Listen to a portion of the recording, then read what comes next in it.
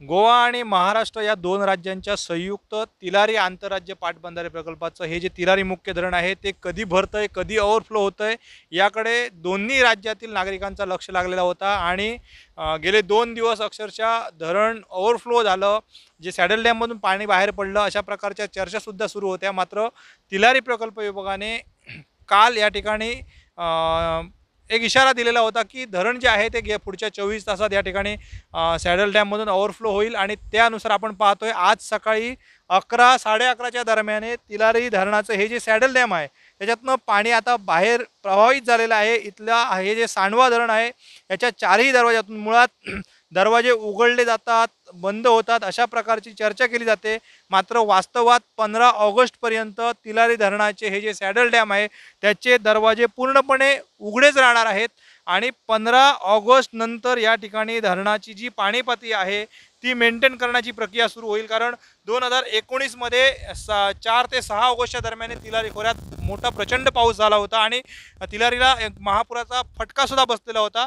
त्याचीच परिणती आपण पाहिली. दरवर्षी जुलैच्या दरम्यान या ठिकाणी धरणाचे दरवाजे बंद केले जायचे आणि पाणी साठा केला जायचा.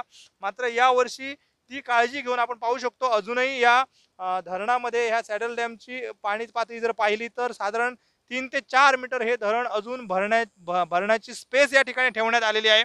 आज या ठिकाणी तिलारी धरण जवळपास 76% भरल्यानंतर या ठिकाणी याच धरणाच्या या सॅडल डॅमच्या खाली 4 दरवाजे आहेत आणि या चारही दरवाज्यातनं जे पाणी आहे ते प्रवाहित झालेले आहेत. मी मुद्दामून आमच्या कॅमेरामॅनना या ठिकाणी रिक्वेस्ट करतो की कशा पद्धतीने दरवाज्यातनं पाणी बाहेर पडल्यानंतर प्रवाह बाहेर पडला जातो. हे सॅडल डॅम आहे आणि हा पुष्य कालवा आहे तिलारी धरणाचा.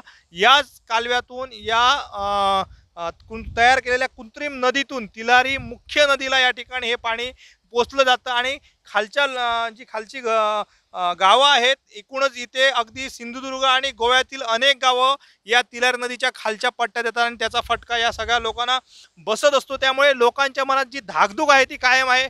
गोव्यातील नागरिकसुद्धा तिलारीकडे विशेष लक्ष ठेवून असतात की तिलारी नदीचं धरण जे आहे ते कधी भरतंय, कधी तिलारी नदीला पूर येणार, आपल्याला त्याचा फटका कधी बसणार. बिचोली, सत्तरी हे जे तालुके आहेत ते या ठिकाणी बिचोलीचा आणि पेडणे तालुक्याला सगळ्यात मोठा फटका बसतो आणि तेथील लोकांचा विशेषतः या ठिकाणी लक्ष असतो. पेडणे तालुक्याला सगळ्यात मोठा फटका बसतो आणि तेथील लोकांचा विशेषतः या ठिकाणी लक्ष असतो. एक्झॅक्टली त्याच पद्धतीने सिंधुदुर्गातील जी या तिलारी धरणाच्या खालची जी गावं आहेत ती सुद्धा गावं या धरणामध्ये किती पाणी भरतंय आणि कधी एकदा धरण ओव्हरफ्लो होतंय त्या सगळ्या गोष्टींकडे लक्ष ठेवून असतात. मात्र आज प्रत्यक्षात धरण या ठिकाणी भरलेलं आहे. 76% धरण भरलं, अजूनही 24% धरण भरण्यासाठी स्पेस जो आहे तो शिल्लक आहे.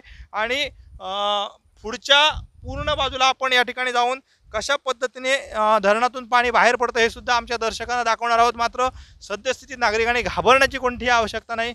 फक्त सतर्कतेचा इशारा यासाठी दिलेला आहे कारण मुळात तिलारी नदीत असणारे पाणी आणि आज धरणातनं या नदीला समाविष्ट झालेले पाणी यामुळे तिलारी नदीची जी एकूणच पातळी आहे त्याची उंची वाढण्याची शक्यता आहे. आणि यामुळे तिलारी प्रशासनाने इशारा सतर्कतेचा दिलेला होता आणि आज प्रत्यक्षात तिलारीचे पाणी या ठिकाणी मुख्य सॅडल डॅम जे आहे ते सॅडल डॅममधून बाहेर पडतं आहे आणि ते तिलारी नदीला या ठिकाणी जाऊन मिळणार आहे. आम्ही दर्शकांना दुसऱ्या बाजूने सुद्धा या धरणाच्या दाखवू इच्छितो की कशा पद्धतीने पाणी या ठिकाणी दरवाजातून बाहेर पडलेलं आहे.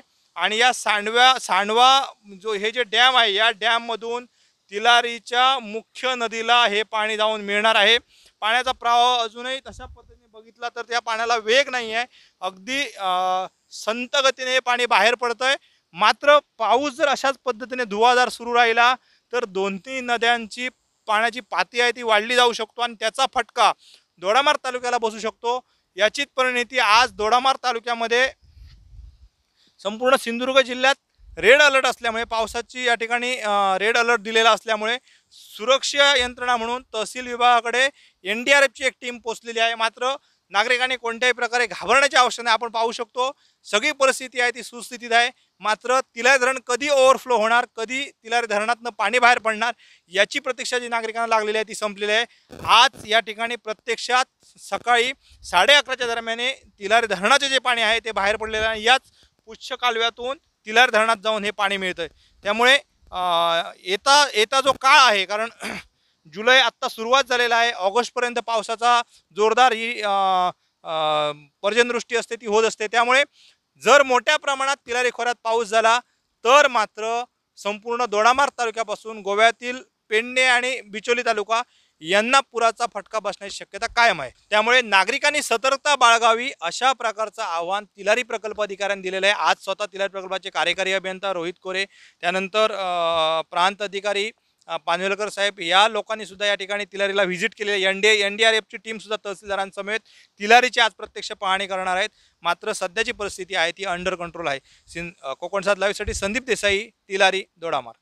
Subscribe Prudent social media channel and press bell icon for latest notifications.